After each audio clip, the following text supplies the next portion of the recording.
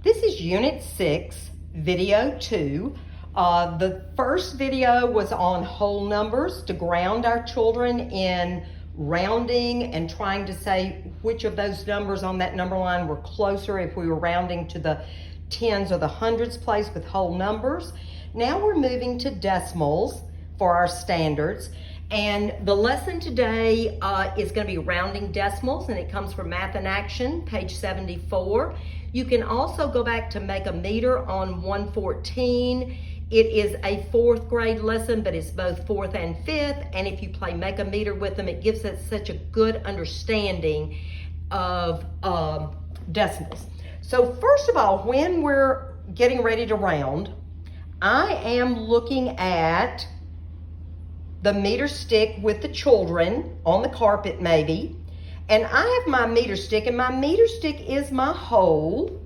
And each of these decimeter sticks, look at that, it takes 10 of the decimeter sticks.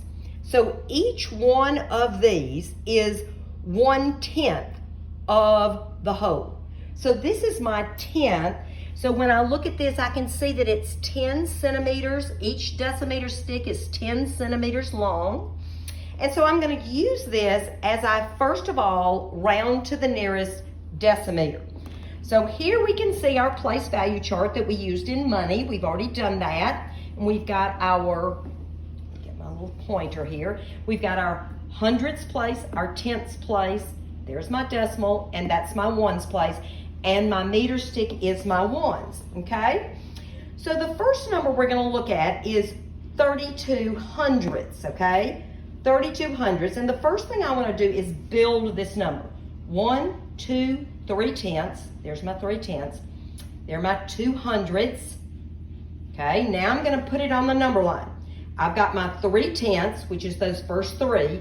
Now, if I put a 4th tenth right there, we want to know if this 32 hundredths, is it nearer to the 3 tenths, or do I need to put another one? Would it be nearer the 4 tenths?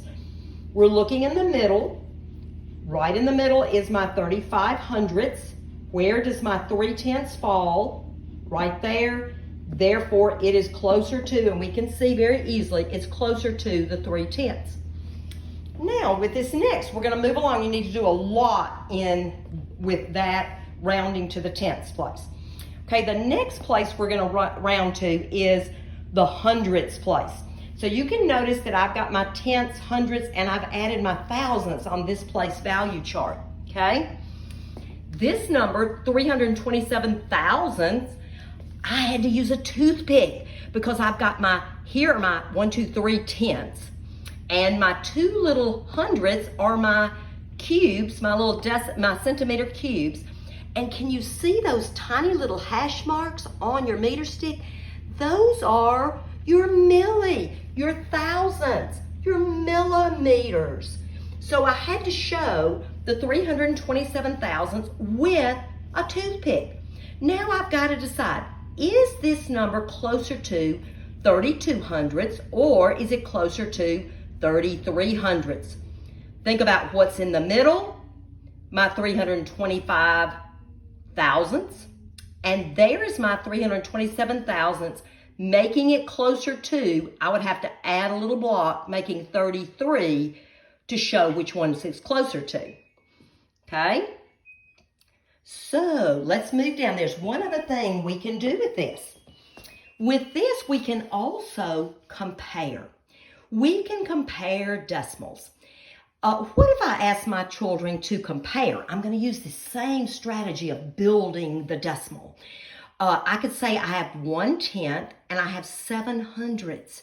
Lots of kids will look at that and they'll think, oh, the 7's larger. It's bigger. And so if I get them to build it and I put my 1/10 on the top of the meter stick and my 7 hundredths down below, I can easily see that 1/10 is larger. And so that is my greater number.